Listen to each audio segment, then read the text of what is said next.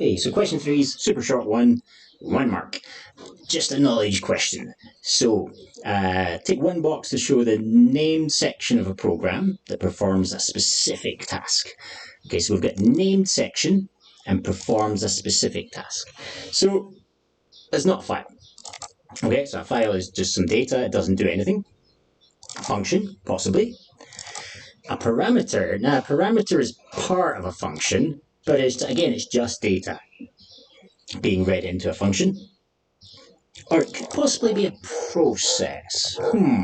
Process is maybe the closest one here compared to the others.